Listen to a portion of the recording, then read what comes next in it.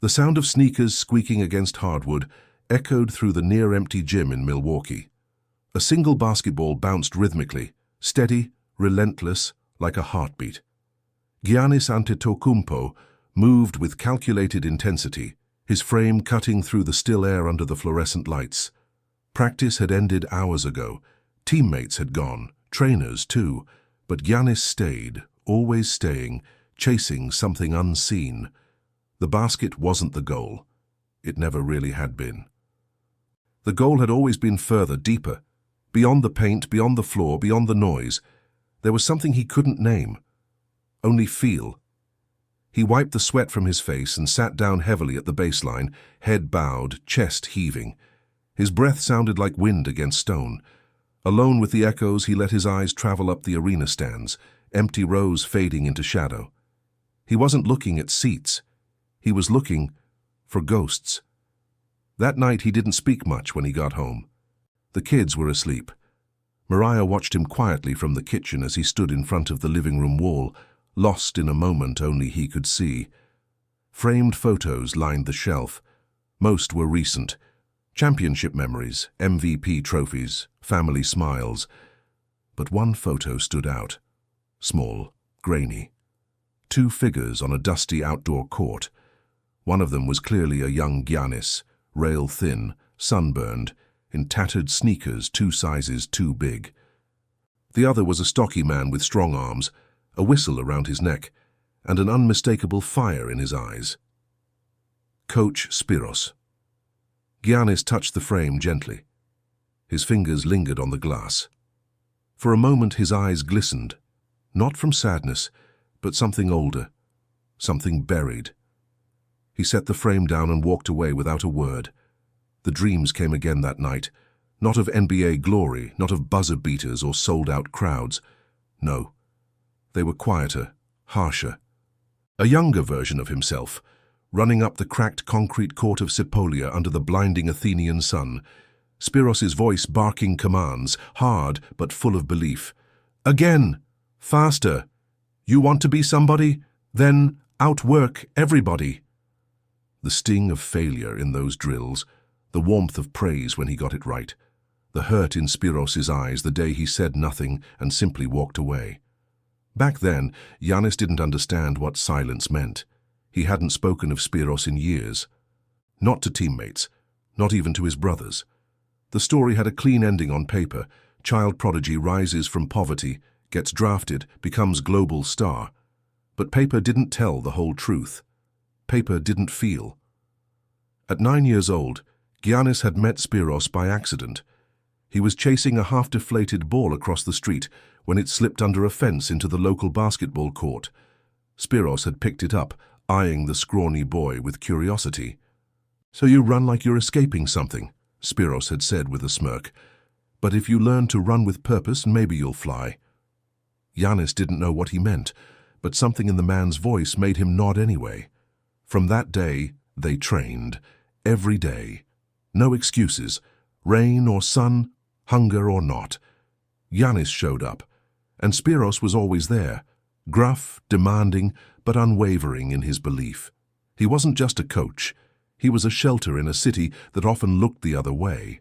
There was no fancy gym, no team sponsors, just cracked courts, stray dogs, and a ball that bounced with 1,000 hopes in every dribble.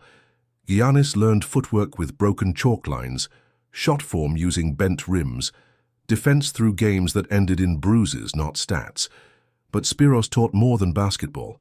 He taught presence, discipline, the sacred rhythm of practice, the dignity of work. "You play like your life depends on it," he'd say, pointing a finger at Giannis's chest, "because one day it will." And then one day Spiros was gone. No warning, no note, no explanation. Giannis had arrived for their usual morning session, ball tucked under his arm, only to find the court empty. At first he thought Spiros was late, but hours passed, days passed, weeks. The man who had once been his shadow vanished, and life, cruel and constant, moved on. The streets hardened Giannis. So did the hunger. So did the rejection from clubs, the looks from strangers, the doors that never opened, until finally one did. From local team to draft buzz, from draft buzz to the NBA, from obscurity to MVP chance. But even at the peak, he sometimes wondered if Spiros had seen, if he knew, if he was proud, or if he'd forgotten. Over the years, reporters asked about his youth, and Giannis gave them what they wanted: sound bites, neat lines, stories with polished edges. But he never mentioned Spiros. Never allowed the wound to bleed, but a wound ignored is still a wound. And now, 20 years later, that wound ached again. It was the little things. The way he corrected his own sons when they slouched during practice. The way he muttered old phrases Spiros used to bark. The way he sought quiet after a victory. Like joy wasn't meant to be easy. All echoes of a man he hadn't seen since he was a boy. That night, unable to sleep, Giannis sat on the edge of his bed and whispered aloud for the first time in years, "Where did you go?" There was no answer. Only silence. The same silence Spiros left behind. But what Giannis didn't know, not yet, was that silence was about to end.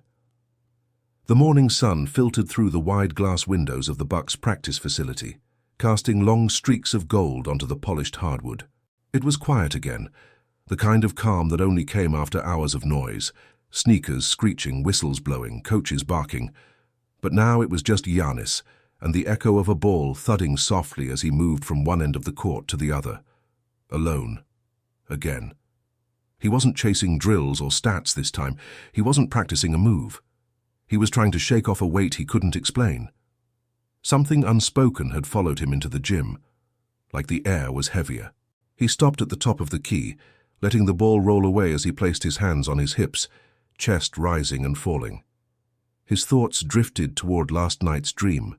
Spiros's voice, firm and familiar, echoing through the corridors of memory. It felt closer this time, less like a ghost, more like a shadow turning solid.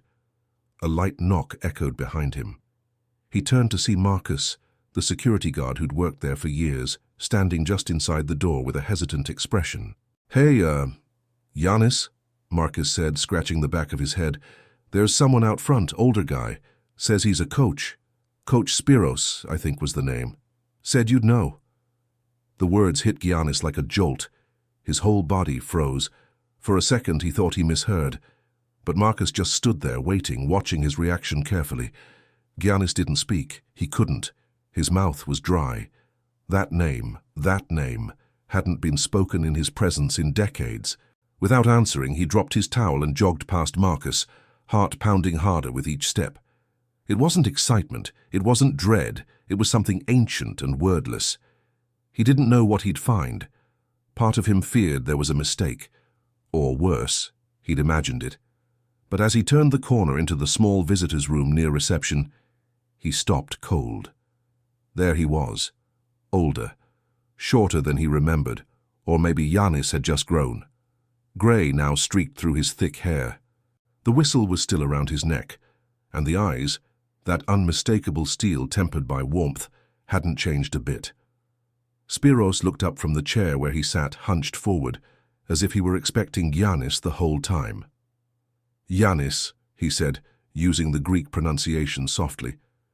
"You look tired." Giannis stared at him. His throat tightened. Words swelled, but none made it past his lips. There were 100 things he'd imagined saying, questions, accusations, even anger. But all he could do was look at this man who had vanished like a myth and now sat across from him like no time had passed. "What are you doing here?" Giannis finally asked, voice low, guarded. Spiros smiled, a tired, bittersweet curve of the mouth. "Watching. Always watching. Just finally close enough to be seen." Giannis's jaw tensed. "You left." "I did." "You didn't say goodbye." "No," Spiros said. "I didn't." The silence between them stretched, heavy and unfiltered. Giannis shifted, folding his arms across his chest like armor. "Why?" he asked. There was more weight in that one syllable than in any sentence he could have constructed. Why the disappearance? Why the silence? Why come back now? Spiros leaned back, looking down at his hands. Because I knew if I stayed, you wouldn't leave. Giannis frowned. What are you talking about? You were ready, Giannis, Spiros said. You had fire in you, and the world needed to see it. But you were still tethered to me, to that court, to that little corner of the world we shared, and if I stayed, you might have kept looking backward when you should have been looking forward. Giannis felt a pang shoot through his chest.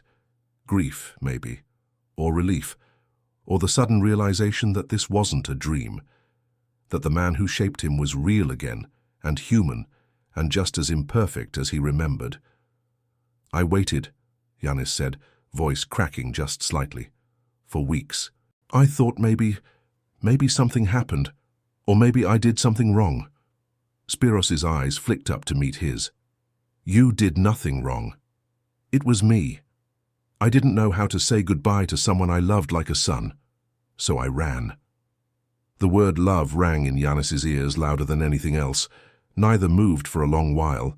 They simply sat in the same space again, like they had all those years ago, on a broken court in Athens, the man who had pushed him past exhaustion, the boy who had given everything just to be seen. Spiros reached into his coat pocket and pulled out a small folded photograph. He handed it across the table. Giannis took it, hands trembling. It was them, Sepolia, Summer. Spiros with his arm around a young Giannis, both smiling wide, grime on their faces, joy in their eyes. I kept this, Spiros said, not for nostalgia, but as a promise, that I'd come find you when you were ready, when you needed to remember. Giannis stared at the photo. Suddenly the arena, the trophies, the accolades, they all felt distant. He was that boy again, 9 years old, not yet chosen, not yet seen by the world, only by him. I didn't think you'd ever come back, he whispered. I wasn't sure I would, Spiros replied. But then I saw you last week, that interview, the one after the loss. You said you didn't know what winning meant anymore, that maybe it wasn't enough. I knew that voice. That was the voice of a boy searching for purpose. And I remembered I owed him mine. Giannis looked up sharply. You watched? Always.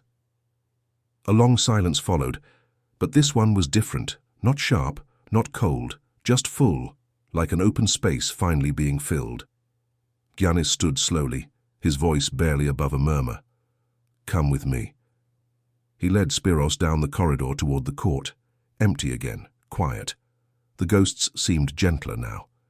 Giannis picked up a ball and passed it to Spiros. Spiros caught it with practiced ease, spinning it in his hands. You still dribble too high with your left. Giannis laughed for the first time in days. You still criticize like it's a compliment. And then they just stood there, two figures under the light, a man and his boy.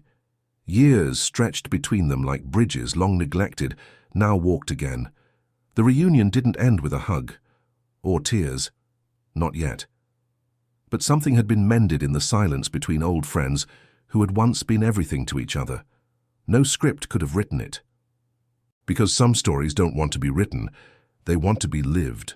One breath, one step, one word at a time. And this story was just beginning again.